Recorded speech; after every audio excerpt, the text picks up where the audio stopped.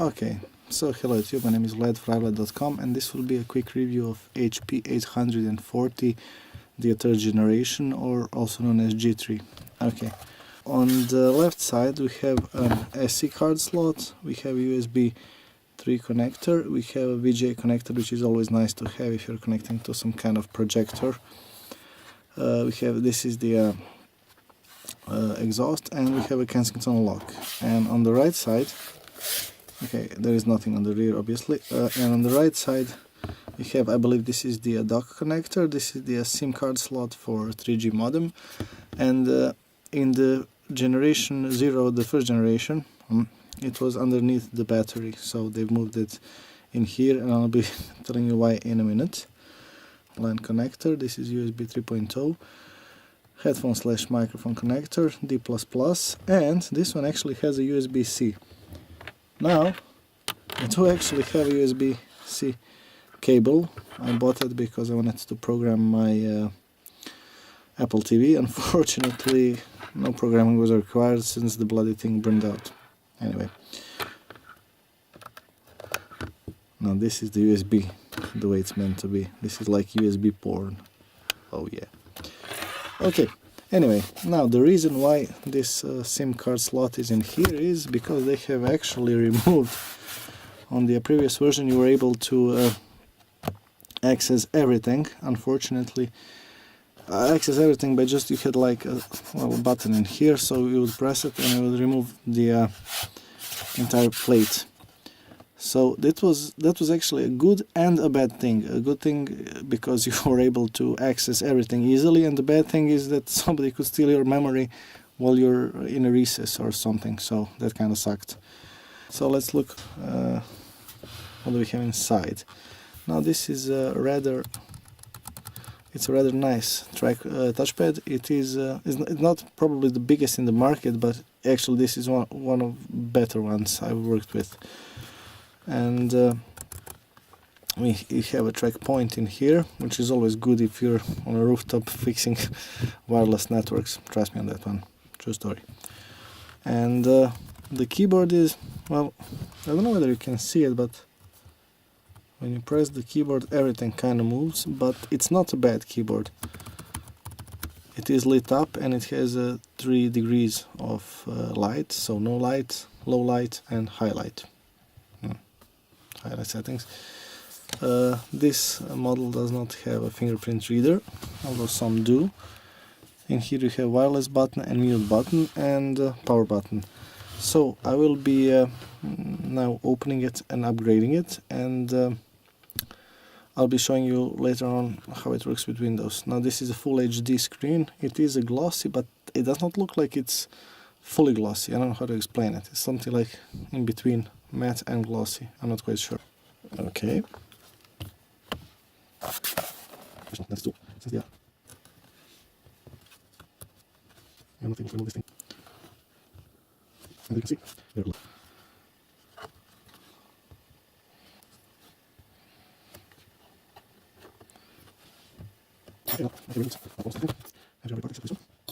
And now I need to open it.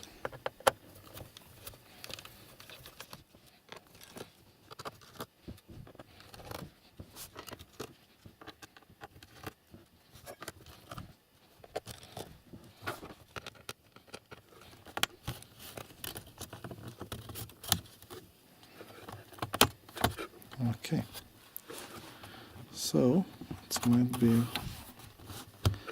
surprise from this side. Okay, let's try it. Okay.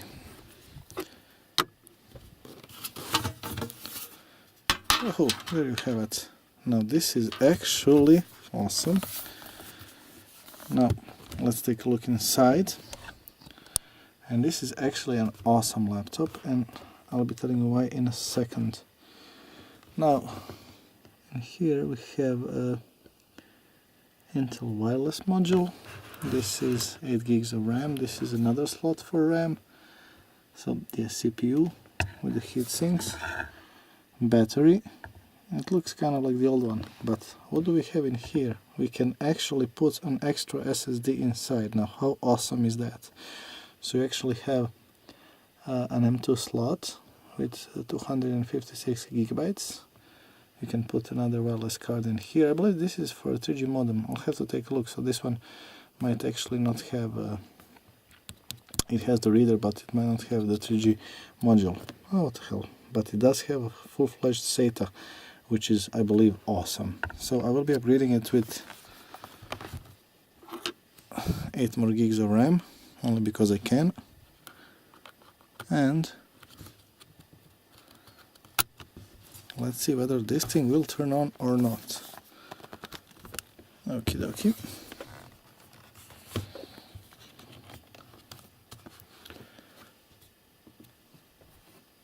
And if it does turn on, I will be powering it off and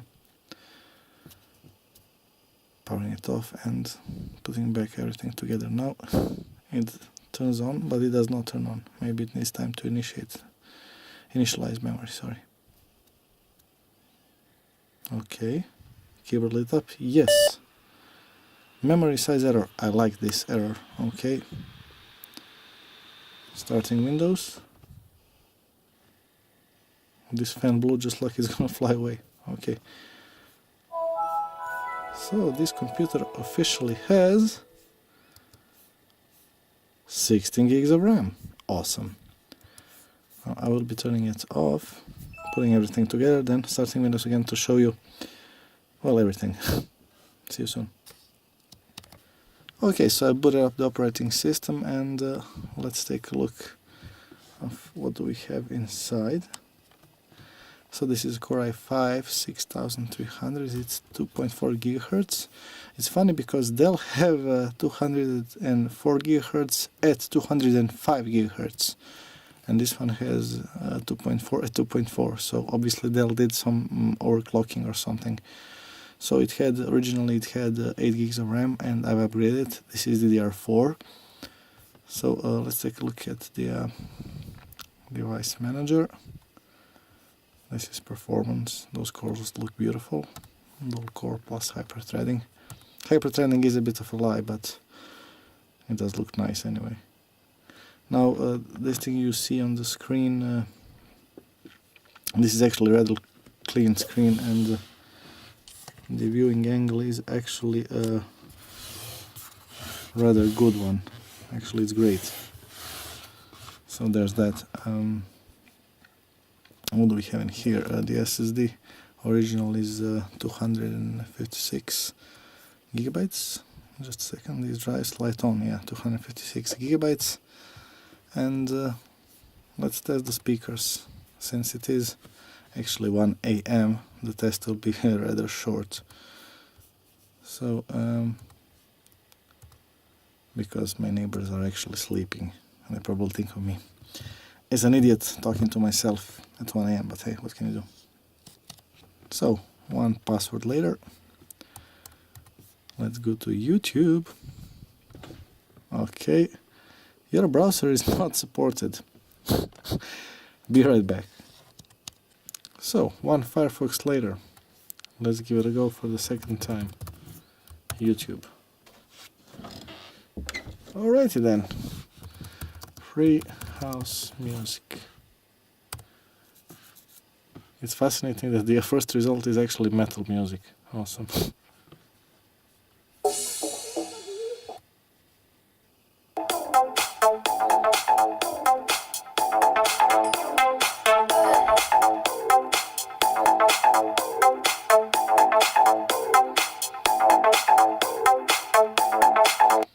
Okay, these are not the greatest speakers there are, especially because they are.